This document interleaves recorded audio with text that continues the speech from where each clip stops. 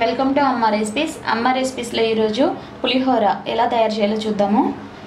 కావాల్సిన పదార్థాలు: చింతపండు 20 గ్రాములు, ఎండుమిరపకాయలు 8, పచ్చిమిరపకాయలు 8, పల్లీలు 1/2 కప్, పోపు దినుసులు 1/2 కప్, జీడిపప్పు కొద్దిగా, పసుపు 1/2 టేబుల్ స్పూన్, జీలకర్ర 1 టేబుల్ స్పూన్, పచ్చిశనగపప్పు 2 టేబుల్ స్పూన్లు, ఇంగువ 1/2 టేబుల్ స్పూన్, సాల్ట్ టేస్ట్కి సరిపడా, కొత్తిమీర కొద్దిగా, కరివేపాకు 5 రెమ్మలు, oil 10 table spoons, rice 1 kg.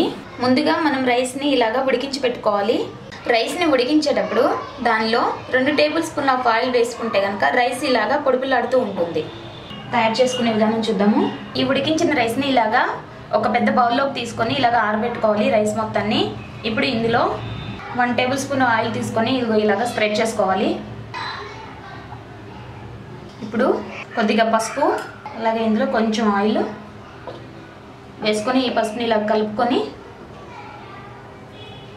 ఇలాగా రైస్కి కలుపుకోవాలి. రైస్ మొత్తానికి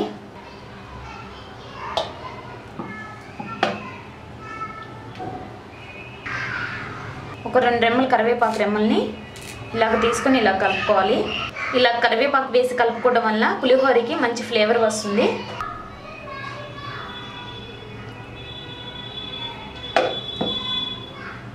ఈ రైస్ మొత్తం ఇలాగా పసుపు వేసి కలుపుకోవడానికి 4 టేబుల్ స్పూన్ల ఆయిల్ పడుతుంది. పసుపు వచ్చేసి ఒక 1/2 టేబుల్ స్పూన్ వరకు పడుతుంది.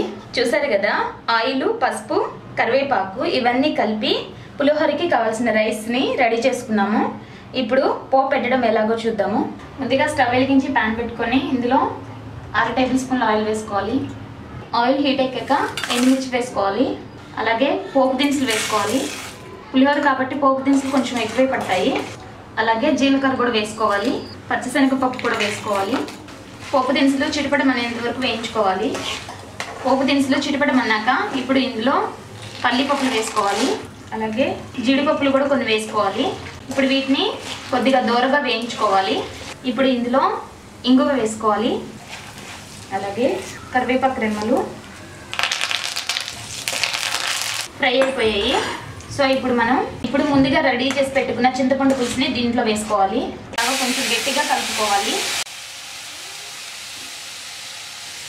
ఎక్కువ నీళ్ళు పోయకుండా కొద్దిగా నీళ్లు పోసుకొని ఇలాగ చింతపండు పులుసుని తీసుకోవాలి. ఇప్పుడు ఇందులో పచ్చిమిర్చి వేసుకోవాలి. దీన్ని ఒకసారి బాగా కలుపుకొని ఈ పులుసు మొత్తం దగ్గరకు వచ్చే వరకు ఉడికించుకోవాలి. ఇప్పుడు ఇందులో సాల్ట్ వేసుకోవాలి. చూసారు కదా, ఆయిల్ మొత్తం ఇలాగా పైకి వచ్చేసింది. పులిహోరకి కావాల్సిన పోపు రెడీ అయిపోయింది. ఇప్పుడు దీన్ని ముందుగా మనం కలిపి పెట్టుకున్న రైస్లో వేసుకొని దీన్ని కలుపుకోవాలి. ఈ పోపు మొత్తము రైస్కి పట్టే విధంగా బాగా కలుపుకోవాలి.